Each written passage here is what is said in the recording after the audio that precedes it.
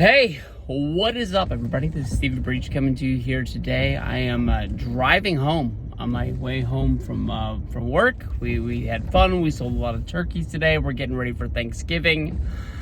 I won't lie to you. Today, I found out Full Gear is going to be this weekend. AEW. I haven't really watched, I don't think, any AEW since I believe it was Wrestle Dream was the pay-per-view. It feels like that was almost like last week. That was the big show that came to you from Washington.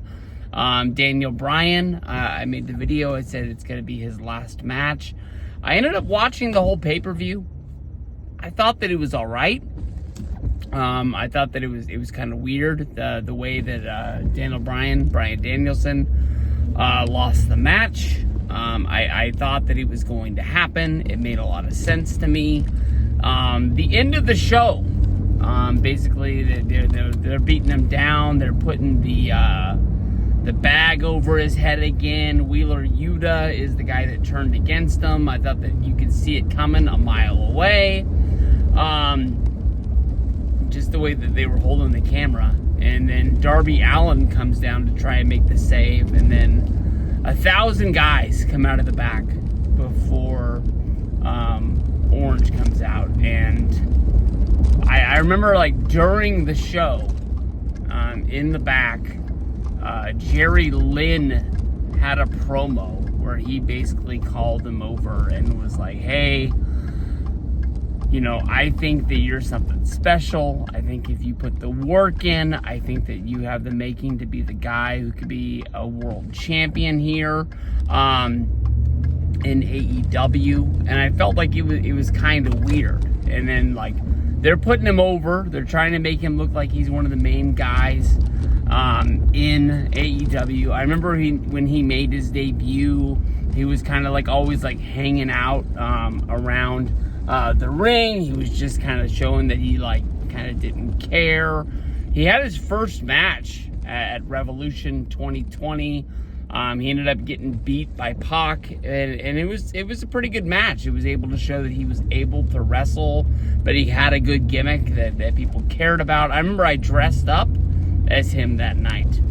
My only question to you is I'm sure this might have an easy answer, but why is Darby Allin not getting the shot at the pay-per-view? I'm going to watch this show. I'm probably going to watch the entire show.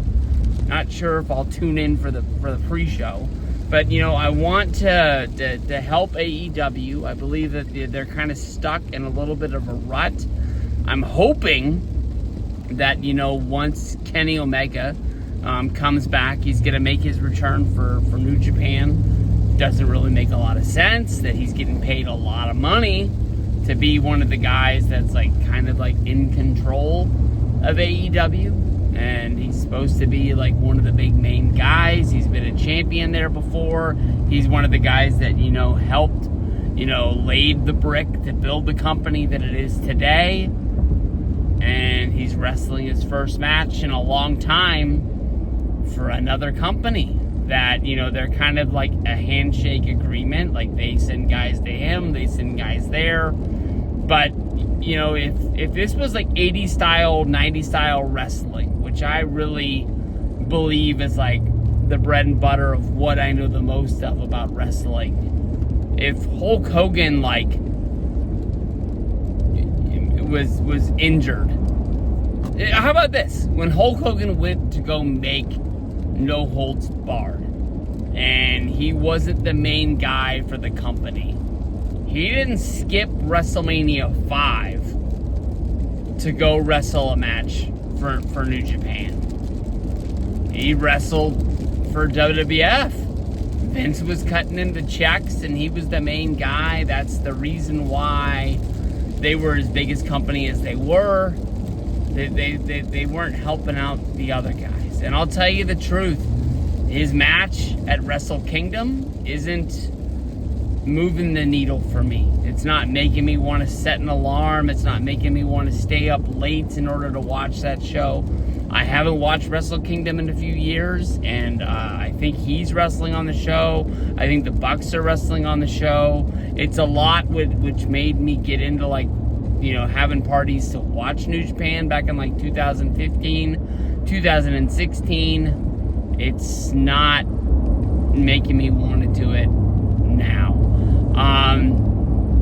I don't know. It doesn't make a lot of sense that he's not there being the main guy for their company. But, you know, Darby was the first guy out of the back to try and help Bryan Danielson. I don't know if it's because of the Washington connection, but it kind of felt like, you know, they have these invaders, the Blackpool Combat Club, which I think have another new name now, and I think it's been going on long enough that I guess Shane McMahon's not coming. That, you know, that's not going to happen. That was a fun rumor why it lasted, but it really looks like there's no smoke there. It wouldn't make sense for them not to strike while the iron's hot. I think that honestly, for me, if Shane wasn't at the show in Washington, or if he wasn't on the Dynamite after, he's not coming. But then again, they didn't expose, you know, Eric Bischoff as the leader of the NWO who turned against WCW and kind of told us that he was kind of running it from the beginning.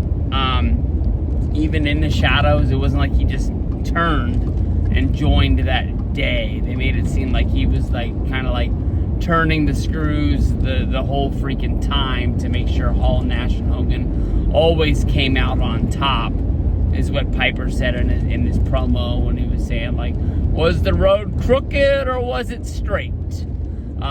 Basically, you know, I think that Shane would have been exposed a long time ago. Is he maybe doing some sort of, like, a friendship with Tony where Tony can ask him questions? Is it some kind of, like, a role where he just watches from afar and he gives his input? I'm not quite sure. But, you know, to me, honestly, they made Orange look like he was way in the back of the pack. I think there's no way in hell he's beaten the champ, Jon Moxley, at this show. It just doesn't make sense to me. Honestly, this kind of feels like it's a lame duck style of pay-per-view, and it's just kind of like an extra night of TV. I'll watch it because of the fact that it is a pay-per-view. I'll put my money behind AEW and believe that they'll give me a little bit of a good show. I think I'll walk away having the same feeling I normally have at the end of AEW shows, that they just run a little bit too long, and I'm tired and I'm ready to go to sleep.